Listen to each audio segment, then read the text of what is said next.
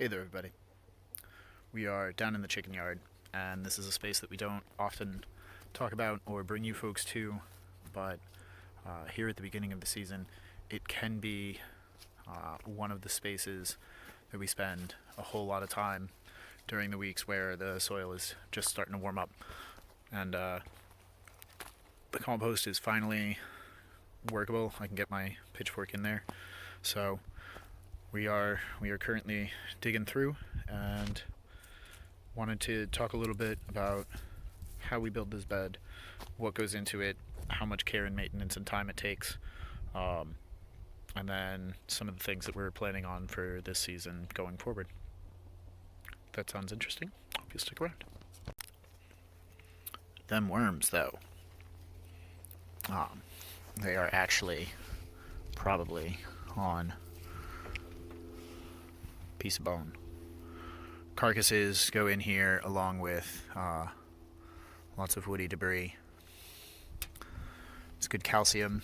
There's a lot of mineral density to carcasses, and with enough wood chip and ash and biochar from our wood stove operations during the winter, we can get away with not having a whole lot of digging activity in our piles, which also helps to keep the area from having random break-ins by opportunistic scavenging types. But something like this, where there's all of these worms just finishing up the work, we'll come over here, and this is the pile of rabbit manure and chicken bedding from over the winter.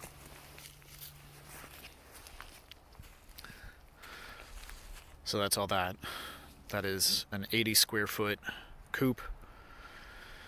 We get about a foot and change deep in there with sawdust from a local mill, as well as any shave or waste hay that the rabbits have dumped out and not into their collection bins. And we have a similar type of setup for the duck house over there. As I said in our video earlier this week, we're thinking that it might be worth joining these yards and possibly upgrading that duck house, or just creating kind of like nesting cabanas for the ducks and the chickens, and just leaving them out for people to take advantage of. Look at me calling my poultry people. Anyway, so this pile is this year's, and this pile over here is last year's, as we did our periodic, every couple of months, cleaning out of the chicken and duck coops. We would add to this. We had carcasses that we would fold in. Some of those have decayed to nothing, and some of them are still providing food for the worms, which are providing food for the chickens, which are providing food for us, which are providing food for the worms. So, we're trying to close loops, and where we can apply proper composting guidelines. I'll stick a link in the description to places where you can find the Humanure Handbook and the Composter's Guides, if I can find good sources that won't get me in trouble. And yeah, one of the guiding principles is that you can compost anything that has been recently alive, and it takes 4 pounds of wood chips or sawdust per pound of carcass to compost. And the more mass you have and the more nitrogen you add to the system, the faster it will break down. But even if you are not turning it and have lazy chickens, you can still get some really, really nice compost out of it. And I'll show you guys in just a minute where we are putting some of that. We're down over by the beds, leading towards where the main staircase is into the food forest, and we've so far used 3 wheelbarrows worth to pot down a thin layer, what will be a thin layer of compost along the eastern footing of our trellis system that we built a few weeks ago. Last year we had some success.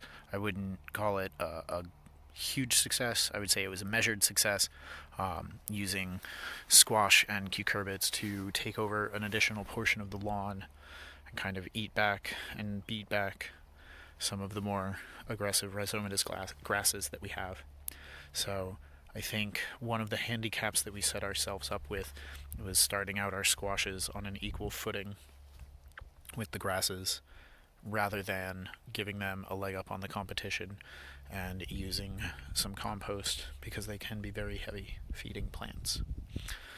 In addition, we've got the beds over here, which should be considerably more easy to see, and we'll be using this last barrow for the day to top dress those beds. So far, no garlics coming up, no onion, but hopefully soon, if the ramps are any indicator. So we'll go through, we'll do a little bit of top dressing on these beds here, and then we'll be ready to rock and roll.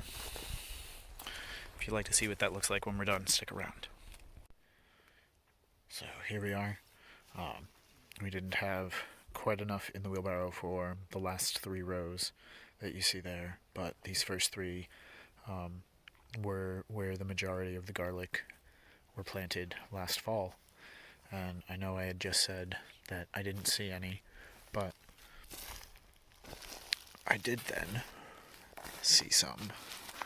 We have a few poking up in the space, and I wouldn't have even known if I hadn't had the idea to come do some tasks in here.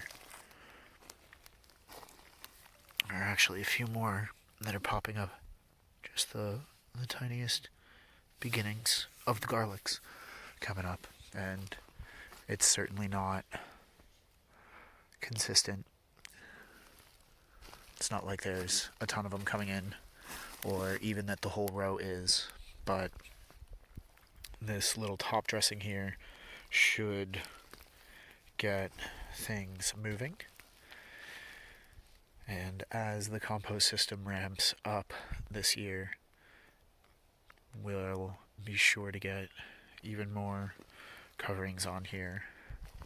You may be thinking that this is not enough of a top dress for the season, and I would agree with you. But these beds are in the process of turning into soil from the raw ingredients of compost, wood chip, leaf litter, and actual mineral substrate like sand, clay, and loam.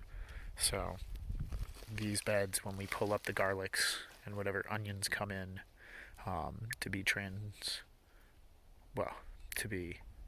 turned over to some other crop yet undecided, we'll add in some more compost or build up the soil material more, and we'll see where that takes us.